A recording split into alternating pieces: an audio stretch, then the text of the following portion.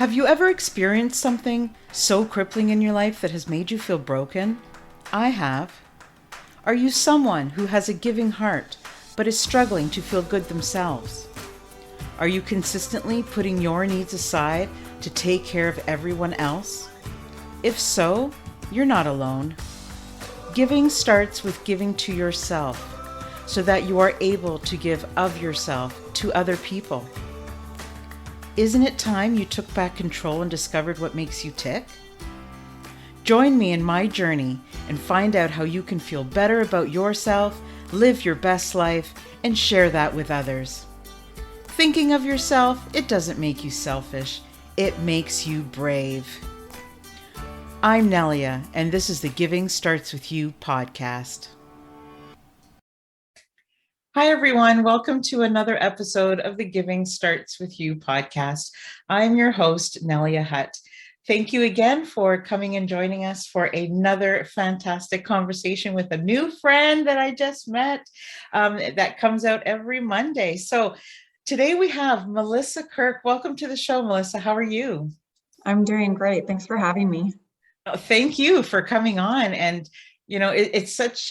I love meeting people from around the world, and it makes the world just seem smaller, and I love connecting like this. I never thought that I would be able to form relationships online, doing this kind of thing.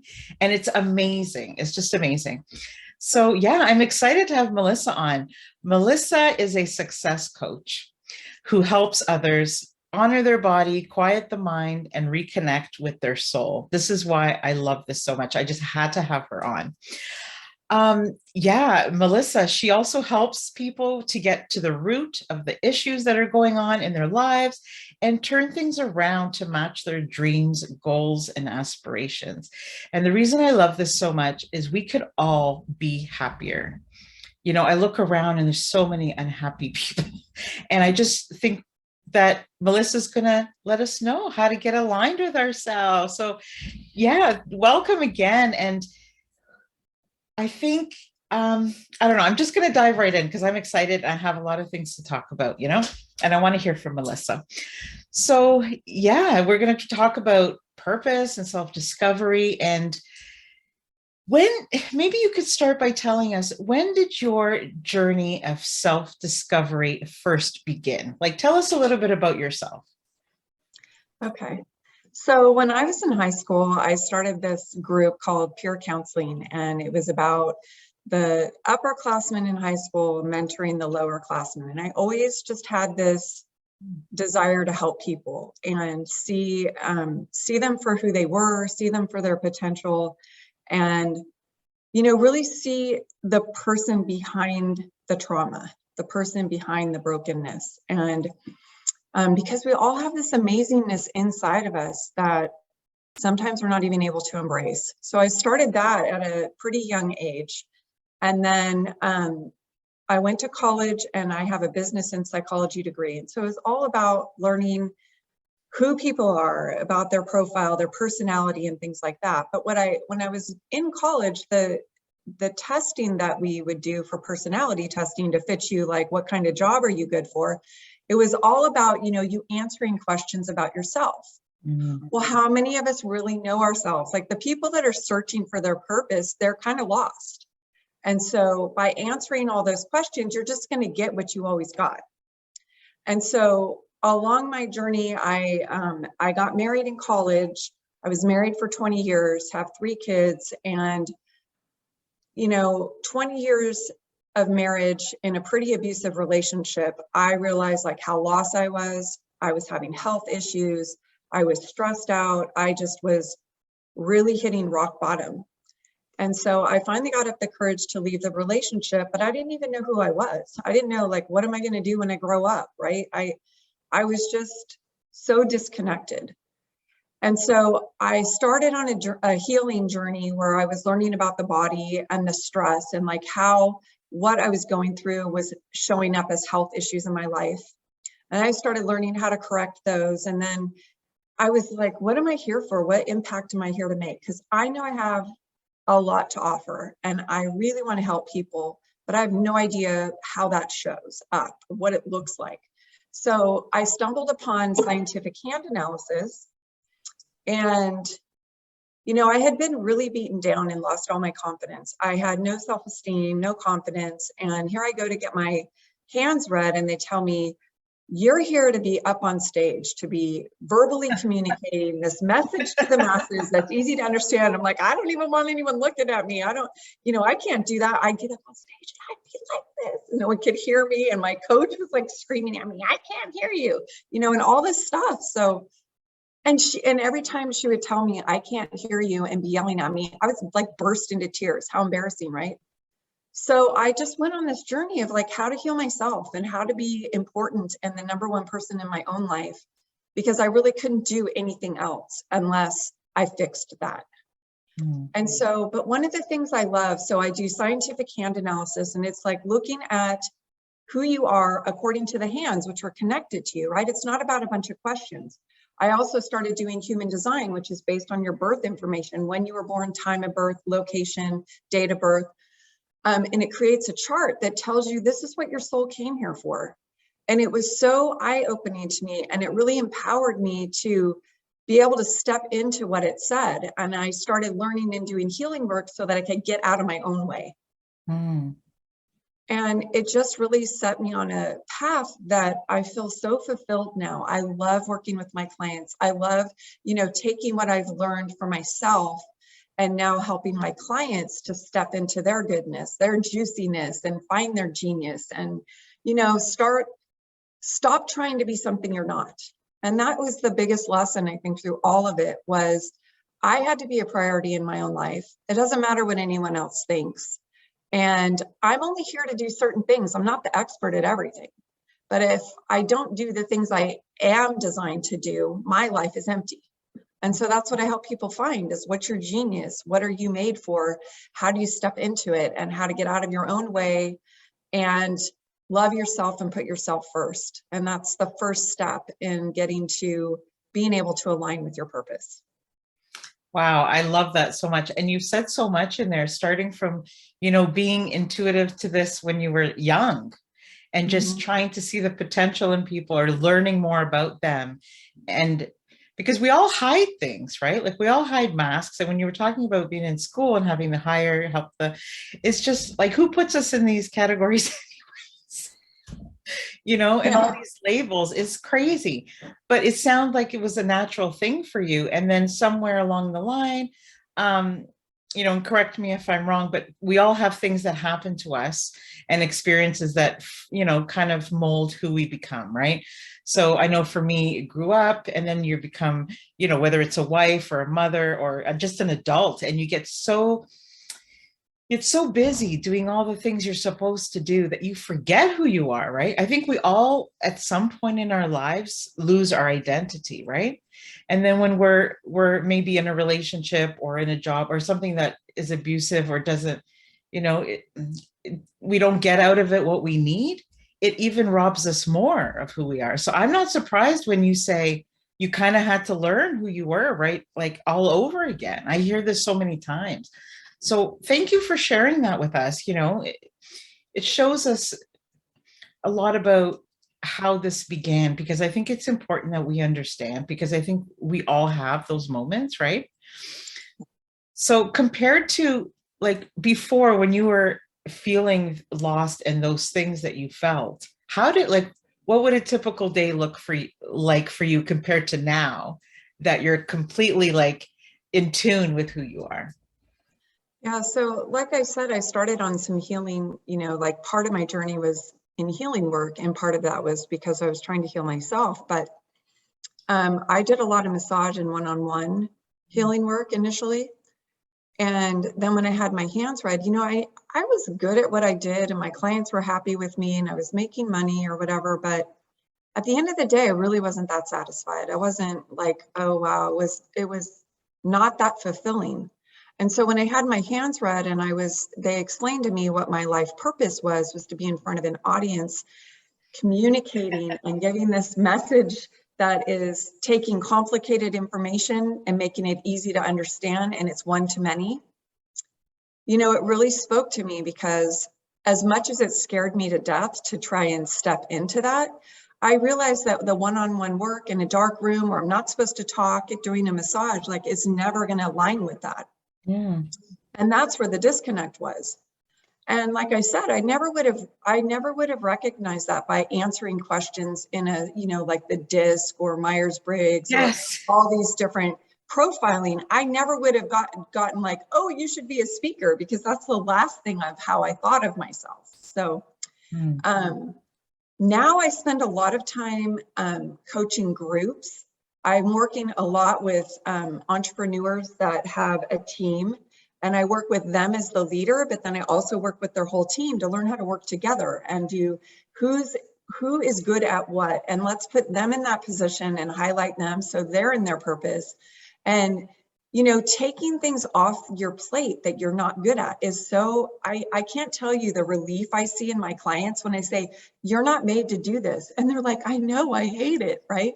And I like, here's your permission to step out of that. And so I'm working with groups, I'm doing trainings and teaching, and, I've recently, over the last few years, really done a lot more work, online, where I'm reaching people all over the country or all over the world, really. I'm working with international people too. And so it's really helped me to step into, my verbal communication and being in front of people and speaking to groups instead of just one-on-one. And I do some one-on-one, but if that's all I do, it's not fulfilling. Mm. So it looks really different for me now. Everything I do is on a different level, and it's very exciting for me. That's fantastic. I love it. I love it. Going back to what you were saying about Myers-Briggs and all those, oh my goodness, I remember taking those tests. It was awful. And they want to Yeah. put you in the same box as everybody else, right? It's funny, my 15-year-old son is trying to decide what to do for grade 11. And I said to him, do you want to take one of these personality tests and see? And beekeeper came up. And he was Mm. like, are you kidding, What? mom? He goes, I don't think this is going to work. So I said, yeah, let's not do that. Let's take a different approach. Let's do this. And let me ask you some questions and let's get into it. Right. But it's so true. And sometimes we don't take the time I think we all know sometimes we get a little lost, right? And we need to, like, why are we so unhappy? Like, why am I not feeling like the words that you use, like, why are you not feeling fulfilled and all these things? And we don't take the time to do it, first of all, I think. And I think more people should do it. Figure out what you're aligned with. Yeah. And I think, one of the biggest things when you figure out what your purpose is here and what it brings so much gratification that you can't find. Like I said, I was successful doing my massage business, but it wasn't who I was, Mm. And I could teach massage and that would be fine. But just, and that's sometimes all the tweaking that it takes. When I work with my clients, and you went to medical school and you're all, lined up to do all this stuff, I'm not going to say, oh yeah, you can't be a doctor, you should have gone to law school. That's not how it works. It's about really positioning yourself to share your gifts and putting yourself in the role that you're designed to, no matter what it is that you're here to do. And just like I said, all the things I've learned, now I teach it. That's in alignment with me. But I Mm. had to go through the process of learning it, right? You don't just start teaching. You have to, there's a process you go through. So Yes. yeah, I I love just this love topic so much. I do, because it's so much of what I do too. And I just think it's so important.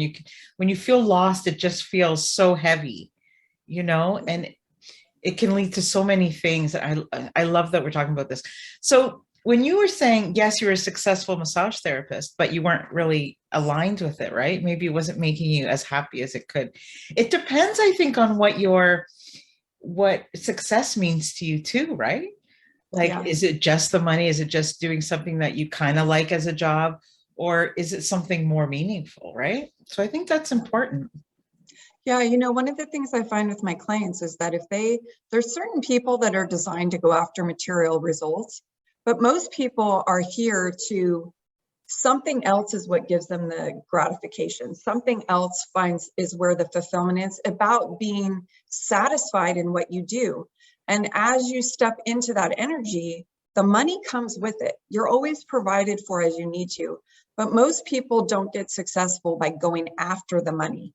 It's about doing what you're good at and letting the money come to you.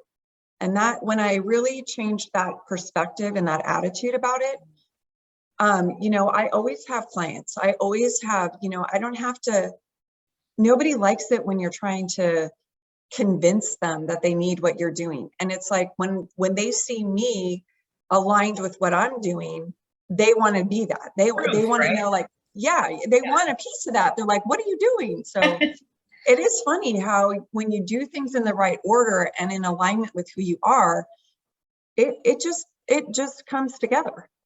Yeah, I love that. I know I was looking at your website and some of the other interviews that you've done, and you talk a lot about getting what you need, and getting what you want. Like you can get you can be successful in the material things as well, right? When you're aligned with who you are. So if you want that dream car, you want that, it's attainable. If Mm-hmm. if the inside, it's an inside job, right? So I think more of us need to open our minds to that. Yeah. I think if the more we open ourselves to these new possibilities and not think of it as foo-foo, like sometimes people are like, oh, I got to go find myself. I got to take a trip around Europe or whatever. It's not about that. Like, it doesn't have to be so, you know what I mean? Like sometimes people are turned off by it because of somebody's interpretation of what that means, right? Yeah. So what does it look like when you're trying to unlock? I know you talk about unlocking your desired goals. So what does that look like? What would be a first step for somebody who finds themselves really unhappy or unsatisfied with what they're doing? Well, one of the first places I start, and something that I find amazing, how many people do not know really what they want. They really don't. I ask them, so, okay, you're sitting here right now and you're not happy, but where do you want to go and what does happiness look like for you? And they don't have an answer. They don't really know. And if they do have an answer, it's really about what they think they can have, not really like what they really crave, what they really, want to have their life like. There's this disconnect with this ability to have it or to deserving or whatever it is. And I just find that when I really help my clients get in tune with, okay, let's just say, put it on a money's perspective. So say you're making 10,000 a month and you're like, well, next month I want to make 12,000, but really you want to be making 50,000 every month, right? But that seems not possible, or you don't deserve it or whatever. So I really help people to get outside of the box of the possibility and really think about, think about, like, if you were making that much money a month, it's not about the money. It's about, like, also what impact, how many people are you really influencing? You're making a way bigger impact if you're making that much money.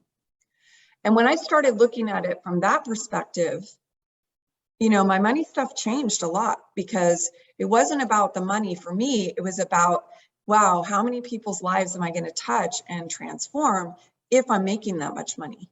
And so, when you're not making even close to that, it's a hard concept to wrap your head around. But that's really where I start with my clients. I also have an ebook on my website that's free for how to manifest anything. And there's a lot of worksheets about, dreaming and imagining and, like, outside of what you think is possible, like feeling what it feels like to drive that sports car, and what does it smell like inside, and because everything's about our emotions.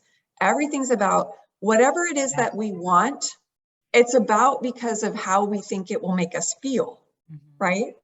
Yes, absolutely. Yeah, I So see that all the time. I'm like, well, what do you like to do? And why do you like to do it?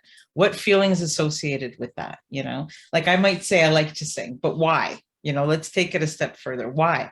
Well, it makes me feel free. It makes me feel empowered. It makes me feel like I can, express my feelings or whatever it is, right? I think we have to keep breaking it down so that we can see what the emotion is behind it. I completely agree. And I think, do you agree that, I don't know what your take is, but I think the number one, or one of the top reasons that people don't know, is because they don't feel like they're worth taking the time to figure it out. Like when you ask people, what is it that would make you happy, or what is it that you want, and they don't know. I don't know that they've ever allowed themselves to dream sometimes. And I find that very sad Mhm. because you don't value yourself. That tells me that, or maybe you just don't give yourself enough time to figure those things out. Or And someone told you you can't do that or you're not good at yes, it. Hmm. we tend to believe other people, and then we don't even start to open that little crack for ourselves. And it is yeah, it's something I'd like to end, because honestly, I think I don't know, a lot of us would feel a lot better about who we are, and what we're doing here. Like, what is life about anyway? Well, and one of the exercises I like to do with my clients is learning. Most of us know what we don't want, right? It's a But good we don't start, know. at least. Yeah, but we don't know what we do want. So one of the exercises I do in my ebook and also when I'm with my clients is, okay, you don't want this, but what do you want? And like taking it. So for instance, like if you are looking for a soulmate and you know you don't want someone that's divorced, right? Let's just say as an example. So, well, what do you want? You want someone that is, and you can it starts giving you a perspective of where to go to find the positive. Or you want someone that has kids, or you want someone that doesn't have kids. Like Mm. we tend to be very clear about the things we do not want. And the way that we create and manifest is by being in alignment and having an energy that attracts what we do want. So Mhm. if you always stay in that place of the negative and what you don't want and things like that, you never get to attract the things that are really in alignment with where you're trying to go. So I find that exercise to be very powerful. Absolutely. It sounds great. Sounds great. Yeah. And I think we have to change our language, right? Change it to Mhm. positive, because sometimes we know what we don't want, but then it's like, well, I don't know that I deserve to have more than that, Mhm. and Yeah. if you don't think you deserve it, then why even try? Like, it's not a good way to think. Right.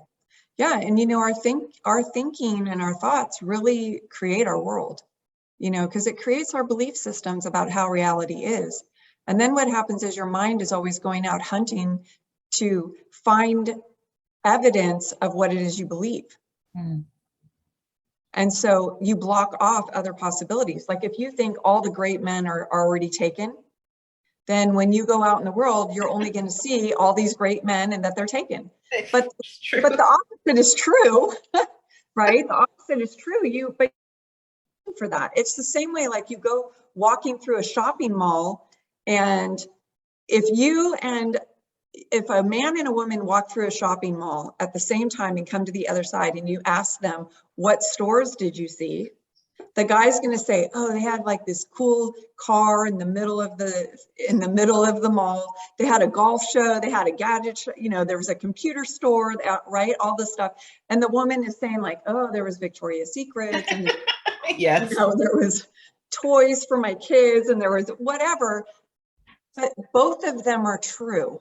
Mm. But our mind is programmed to see based on who we are. And so it's the same way with looking for the evidence of what we want and training our brain to find what it is that we're looking for, and to know it's out there. Our brain will start looking for it, and Mm. it changes your whole reality. I love that. Absolutely. And it's almost like, it's like you said, it's a skill, right? You have to train. It's not something that just, oh, some people are not just more lucky than others. It doesn't work that way. No. I was speaking to somebody just last night, and we were talking about how kids make things so simple in their Mhm. minds, and how we as adults tend to complicate everything. And it's like, well, I want to get from here to here. Well, I have this obstacle and this obstacle, and then we just kind of stay stuck. Where a child is like, no, I want to make this happen, so here we go. Right. And Yeah, they nothing don't can see the stand in their way. boundaries and limitations. Yeah. Yeah, and somehow we all, I think, just grow up and responsibilities come and we forget those things. So Mhm. I love that you're bringing us back to the fundamentals and to the stuff that's really like the meat of what's really important, right? Yeah. And that's what I love about, like, when I'm doing the human design or the scientific hand analysis people, it's like it gives you a recipe for success. Then you learn, like, this is what I'm here for. And then you get rid of all the stuff sabotaging you from getting there. All the things that you have in your mind that are saying you're not good enough, or you can't do that, or who do you think you are, and when you really just start focusing on getting what you want, and all that stuff doesn't matter. And it really changes your results and your fulfillment, and just like the impact that you make. That's the biggest thing always for me, is like, what kind of impact am I making in the world? Because that's really what matters to me. I love it when, you're sitting there working with a client and all of a sudden you see in their eyes that something just clicked, like, oh, that's what I keep doing. That's why this keeps happening. And then, their whole world changes. It's so powerful and fun.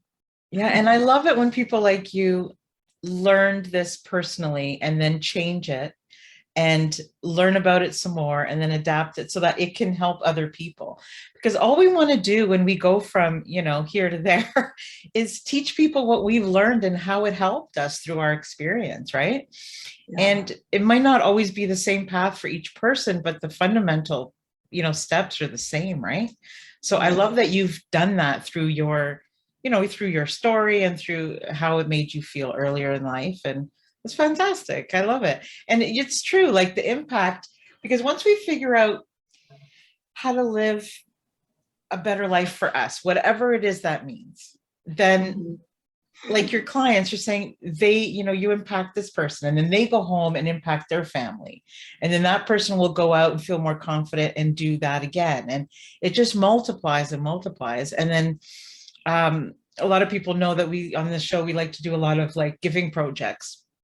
And you can't do that if you're not feeling that yourself. It's like you can't be genuine. You can't do all of those things, right? So it's just. And you can't serve from an empty cup. That's what I always tell my clients is, think of your life as, because I work with a lot of people that are, so depleted because they overserve, they overgive to their own detriment. And so the first thing I teach them, besides loving themselves, is, think of it as a cup and saucer. And if you pour in the cup, whenever it starts to overflow, it lands in the saucer. The saucer is where you serve from. You keep your cup full, and all the excess is what you have to give. It really is important for you to, fill up your own cup, find the things that make you excited, find the things that make you go, and then you will have excess to share. And then it's very powerful when you do it in that order. Yes, because a lot of people who give also feel guilty they feel guilty because they can't give to everyone. And you start to spiral too, right? You can help so many people, but then you have to understand if you're burnt out and if you're sick and you're not taking care of yourself, like it's just spiraled from there. Like it's just a downward spiral. Well, it's just like when you're on an airplane, if you have a child, they tell you put your mask on before the child, because you can save the child, but the child can't save you. So you have to be the number one priority to be able to make the impact. And, that is something that is shameful and guilt ridden and sounds selfish, but it's really not. It's really like how we're supposed to be. And we're so busy like saying that we shouldn't have permission to do that. And we're losing out on all the gifts that we do have. They never get delivered because we're coming from such a depleted place. What are some of the other ways that people can figure it out? Like if they don't really have any idea, like sometimes I suggest just try something new. If you don't know, because you've never tried anything new, like try something new, see what you like about it, see what you don't. Like you were saying, it all comes down to the emotion, right? See how it makes you feel. But what are some of the Well, I know, like, when you really think about it, you know how you're having a conversation with someone and you're just like kind of going through the motions, and then they ask you something, maybe it's about your kids, or maybe it's about like a trip that you took or something. And you know how when all of a sudden that person like lights up and they have a spark in their eye and like, oh yeah, I want to tell you about that. It was so fun, right? So it's the same thing when you get into your purpose, because, like when someone says to me, oh my gosh, I need somebody to fill in a spot and speak and do this or whatever. I'm like, okay, where do I go? Where do I sign up? I can be there in 10 minutes, right? But if someone asks me to do other things, I'm like, okay, well, I'll help you, but right? So we do know. It's just, are we paying attention? Because when I go to work and I'm like, even on doing the podcast and talking, like I'm all about my verbal message and I love doing that. And you can tell, because I'm not going to work when I do that. When I'm teaching a class, I get up there, I'm not thinking about I don't have to think about if I'm late because I'm going to be early, right? Because I'm excited to get there. I naturally want, I'm up there teaching. I'm not thinking about what I look like. I'm up there teaching. I'm not thinking about what anyone else is thinking about me and how I look, which is all my head trash from the past. But I'm thinking about, I hope they're getting this information so it can change their life, right? And when your focus is on that. So we all have that, sometimes you talk to people and all of a sudden they light up about animals, or they light up about this new computer software thing that's totally organized their business. And they're just all about that. And they're all about systems. And so you have to just pay attention to what really lights you up.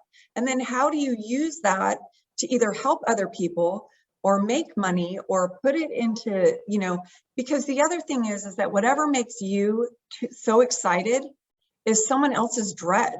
Like when I walk into my accountant's office with my bag of receipts that I like, Yes. and I hand it to her, she's all, yay, it's the best birthday present ever, right? And I'm like, ugh.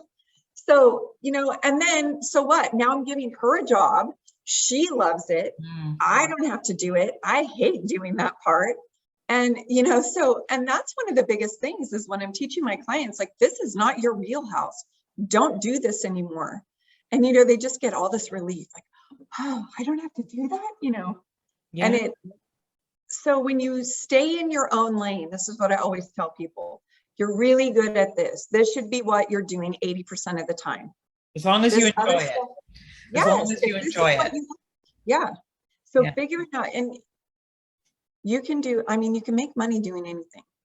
And that's what I've really learned is, if it's what you're made to do, somebody made millions on pet rocks, right? Chia pets. Right.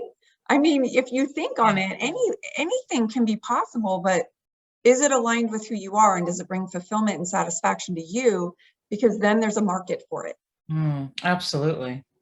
Sometimes when we ask people, what's your passion? What's your purpose? They automatically think of hobbies and things like that.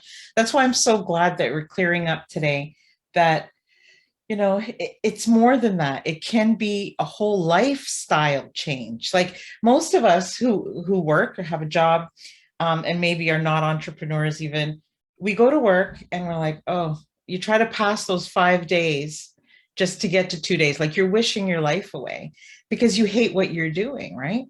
But you don't have to hate it. That's what we're trying to tell people. Work doesn't have to suck. Work doesn't have to feel like work. It can feel great. And then it doesn't feel like work. It's like, oh, I am doing part of my hobby. Or, purpose is more than just finding, okay, I like to do photography. Well, what is it about that? And then, wow, how can I do more of that? And make money, do something with it, or make an impact. Or, there's somebody who created a project, let's say about photography, and they took pictures of people who had never had their picture taken before. What a beautiful thing. When I saw this, I'm like, they're happy. They figured out, how to do something that's more than just themselves, like out of the box. And can you imagine never seeing yourself and having that? Like everybody wins, like that person is happy, like they love what they're doing, and life is too short to do anything but what you love. And Exactly.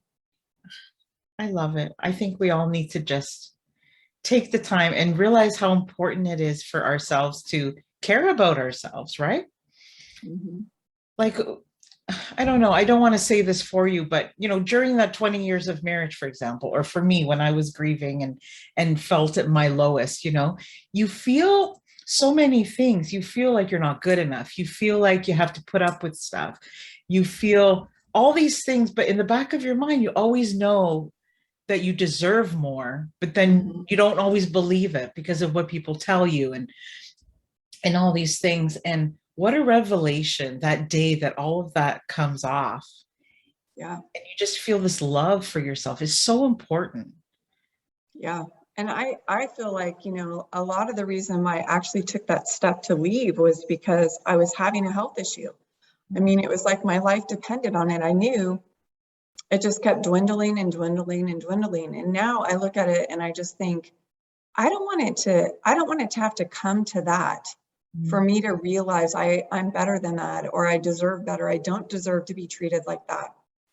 But a lot of people don't know how to be empowered within themselves.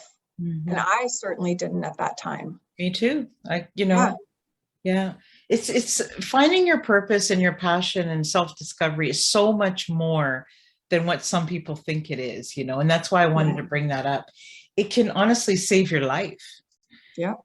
you know, going day to day, doing the motions every day and feeling worthless and feeling, not being able to feel grateful for anything and feeling stuck in whether it's an abusive relationship or, some kind of addiction or whatever it is, depression for me, it can kill you. And it's Mhm. so important to know that that's not what your life's supposed to look like. Like there can be more, that's why I get so excited about it because there's nothing bad about there's nothing negative to what we're talking about when it comes to just taking that step, right? Yeah. And I think a lot of people try to go on that journey by themselves. Mm. And I know that it was really powerful for me when I got help and when I, reached out and allowed for myself to not go on the journey by myself. So Mm. I think that, even the people I help now, that I can help everyone with all these problems, but I'm not very good at helping myself with something I help other people with, Mm. because we don't see things the same from our inside view. It's the outer perspective. It's the support of, yes, you can do this, and know someone's behind you. Sometimes it's not enough just for your own knowing yourself, having the internal confidence. It's really powerful to have somebody supporting you from the outside. So I always feel like, it can be someone you pay and hire, but it can also just be, a person that you really put your trust in that can just see you from a different angle and encourage you and until you can do it for yourself. I think it's really powerful. Yeah, no, I completely agree. Like even being entrepreneurs, like it can become lonely when you're your own Mhm. boss. So even just having that community of people, to have accountability and that are going through the same struggles, and it can feel so much more like a community. It can give you like this confidence, right? But Yes. it's sort of like, I think, like for me in my personal story, I had to decide on my own that I wanted to live better, but Mhm. I needed, like you said, people around me to make it happen. I could not Mhm. do it alone. But I think the initial decision, I had to make it alone. Because Yes. if I wasn't ready and people keep, and I had people around me saying, hey, you need to snap out of this, you need to do this, you need to do that. It doesn't work. You have to want it Mhm. for You yourself. have to be ready. Mhm. It's not easy. When you've dug yourself in a hole, climbing out of it is a challenge. But once you get out of the hole, you do need people to keep you accountable and to see you in a different light so that you can be encouraged and continue on the path. Because the road I went down after my divorce, it was so hard to leave the relationship, but that road after that decision was not easy. So, and you don't even realize how challenging it's going to be. And it's just important to find people that are supportive of you, that aren't just like confirming how crappy everything was and Right. continue to pound in that you're the victim, right? But like, okay, this is where we're going now. We're leaving that behind and no turning back. And just encouraging and supporting is so important. Yeah, and not to be fake about it, be genuine. And if you Mhm. can't be like that for somebody, then don't help them. Like Yeah. honestly. But it's like, the I'm not gonna say this happens a lot, but you hear of the women who go down to the coffee shop and diss their husbands the whole time they're there. Mhm. And let's be the one that comes and says, hey, but what about all the good stuff? Like Mhm. not, I think misery, is just more misery as company. Yeah. I think it's so important. Oh, so many things to learn in life, isn't there? Yeah. No one, and they don't give you a manual. You gotta figure it out. Yeah. And, I hope that some of the listeners today are really, feeling a little bit less alone. And we all go through this, no matter how successful we are, or how much Mhm. money we have, or how many people we help, or, we all have times where we feel less than, where we Yeah. feel like we're just not good enough. And we have to learn how to break that down so that we can end up, look how happy Melissa is. Like, come on, you saw the before and after here, folks. And we all have that, but I'm sure it was a lot of work. It doesn't just happen overnight, Yeah. but now you're helping so many people, and I respect that so much. I love that.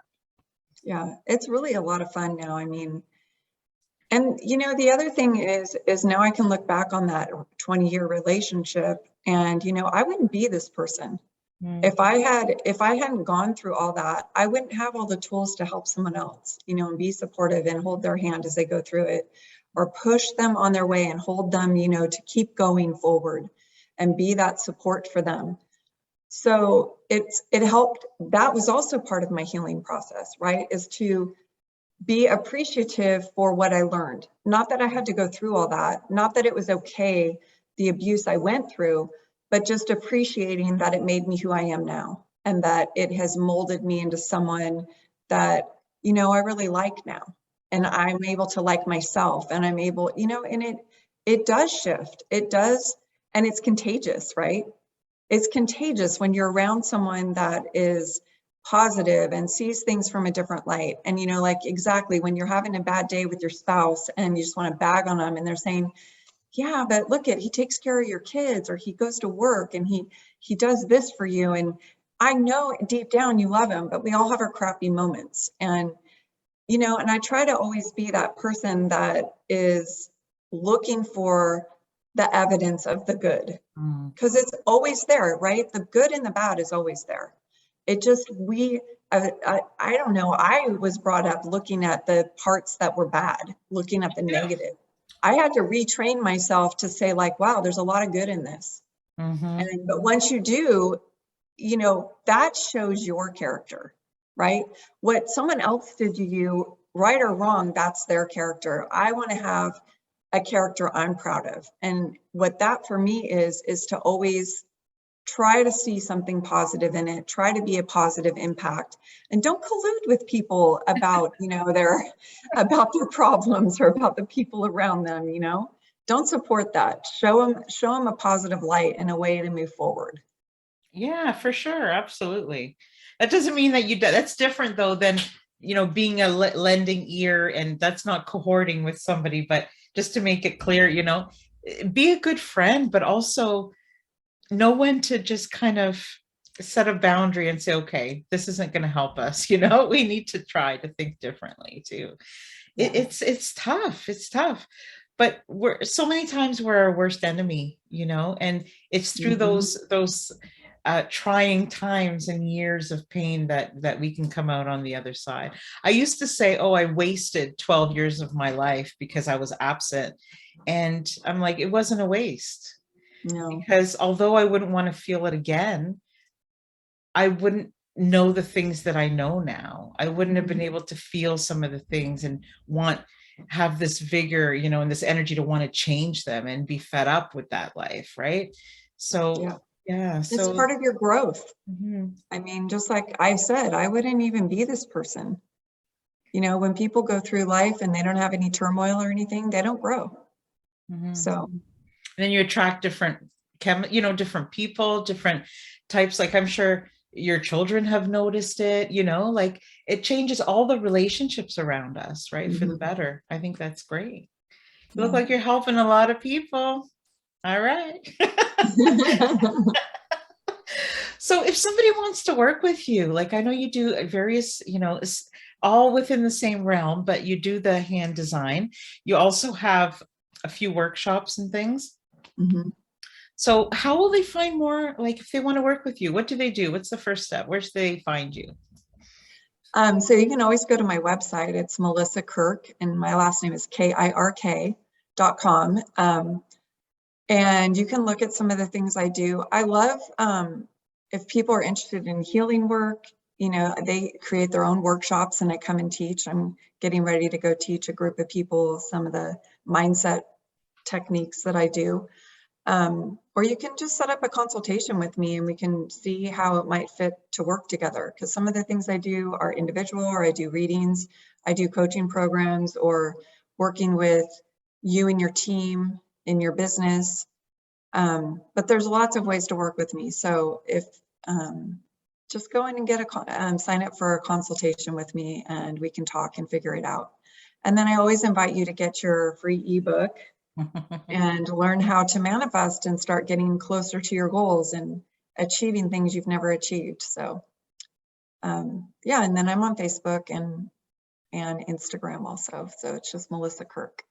Yeah, that's awesome. I would love for someone to go through, like, find you, go through the stuff that you're teaching, and then come on the show and say, hey, this is my before and after story, and it's continue to inspire other people. Because I think we need that. I think we all need to lift each other up. And yeah, it'd be great, right? Yeah. That would be such a good thing. But sometimes I'll ask my guests this question. I'm going to ask it of you today.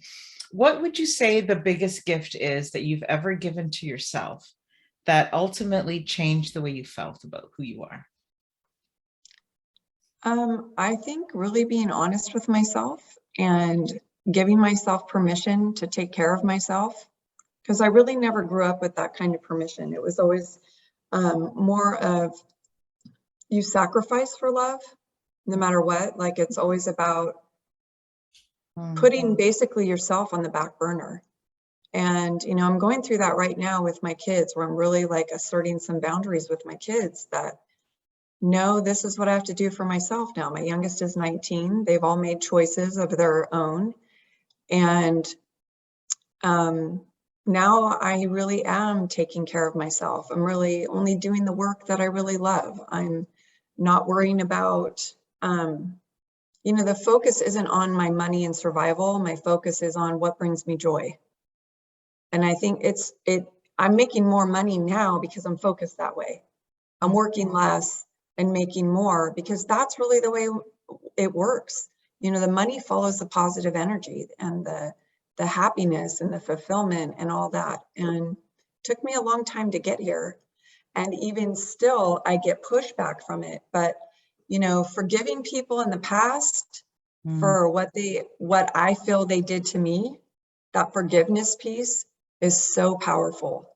And then just giving permission to myself to do what I want, love what I do, and, be able to say no to what isn't aligned with me. And I never did that before. So when you live for what everyone else, yeah, when you live for what everyone else's agenda is, you lose yourself. Yeah. And then your life becomes really short and not what you wanted it to be. And you don't get another chance, right? See, I think I just want to be clear to some people that might be listening that are having a hard time believing that it's not selfish, right? That's one thing I talk about a lot. Thinking of yourself is not selfish. I think it's brave because it took me a long time to get there. And taking care of yourself and loving yourself isn't instead of taking care of your family. When you said, I tell my kids, look, I need this for me, you set your boundaries. It doesn't mean you're neglecting them. It just means you can do both. You can have, you can have a career and be a mom or a dad or, and have hobbies and have friends and have dreams just like everybody else. Yeah. You got to fight for it sometimes, you got to start somewhere. Yeah.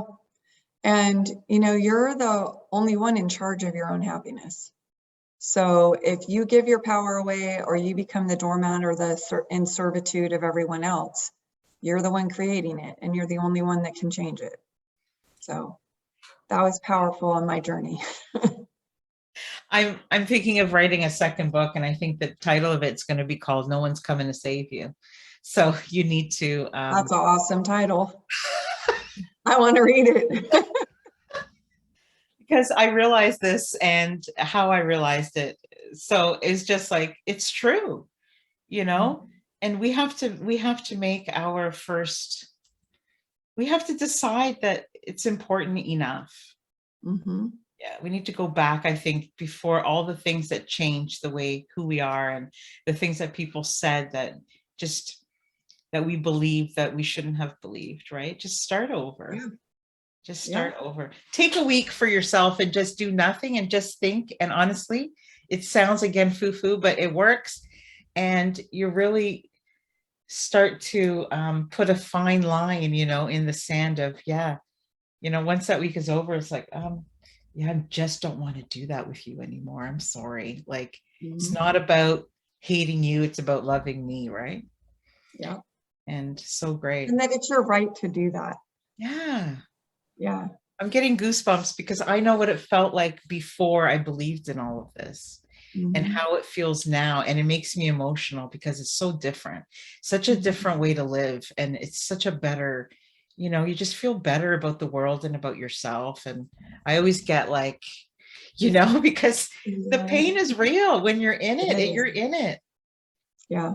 And if anybody's listening today and has taken anything from our conversation and from all the brilliant things Melissa had to offer today, like, honestly, just take the time, and it's okay to do it. Don't feel guilty about it. Do it without feeling guilty. And disease is created by the feelings of guilt or the feelings of shame and things like that. It makes the energy level of your body attract things you don't want. When you're operating on a high vibration, those things can't live in your body.